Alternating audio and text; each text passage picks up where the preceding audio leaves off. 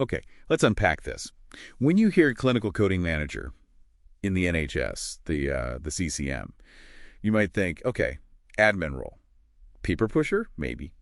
But our mission today, looking at your sources, is to show why that's, well, completely wrong. Why this role is actually super high stakes, strategic, technical, even financial, a real cornerstone. Absolutely. It's kind of the engine room for health intelligence, isn't it? The core job really is translation, taking these complicated, messy, real-world patient stories. Right, the clinical narratives. Exactly. And turning them into standardized codes. We use specific UK classifications. You've got ICD-10, that's for all the diagnoses, and then OPCS-4, which covers procedures, surgeries, therapies, that sort of thing.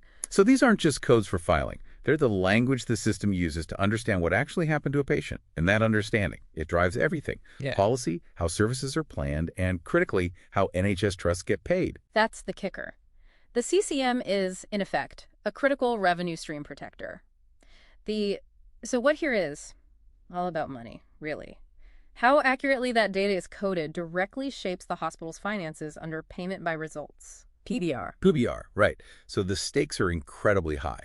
Let's say a coder misses a complication, or maybe the initial notes weren't clear enough. Yeah.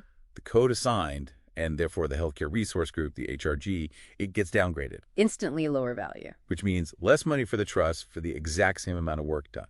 A direct financial hit.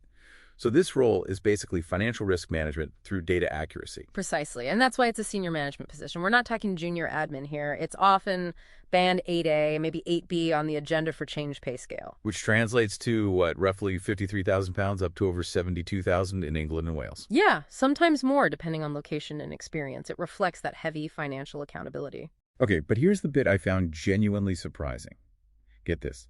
The CCM, the manager, is often required to spend up to half their working week actually coding. Yep, 50%.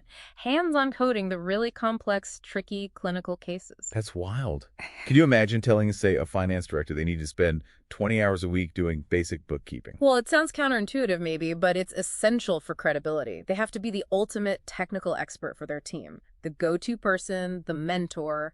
How else can they assure data quality? Which brings us to those performance indicators, right? ACT. Spot on. Accuracy, completeness, and timeliness. The coding service lives and dies by those metrics. And what's really interesting is when things slip, say, accuracy drops, it often isn't the coder's fault, fundamentally. It traces back, usually to the quality of the original clinical notes, what the doctors and nurses actually wrote down. So the CCM can't just manage their team. They have to go upstream. They need to talk to senior doctors, consultants, and redesign how clinical information is captured in the first place.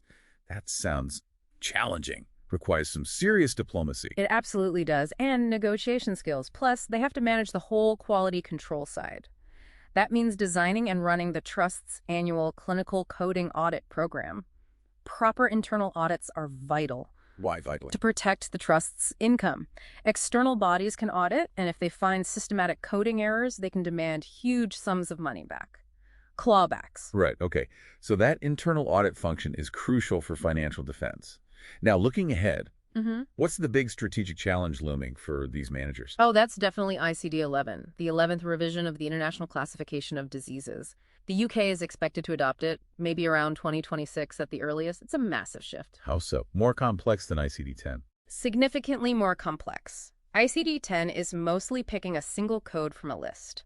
ICD-11 is more combinatorial. You build descriptions. Clinicians will need to document things with much more detail, more nuance. The training burden alone is huge. For everyone, not just coders. And the CCM is right in the middle of planning for that transition, I assume. Absolutely. They're the ones who have to figure out how to maintain accuracy and efficiency during this upheaval.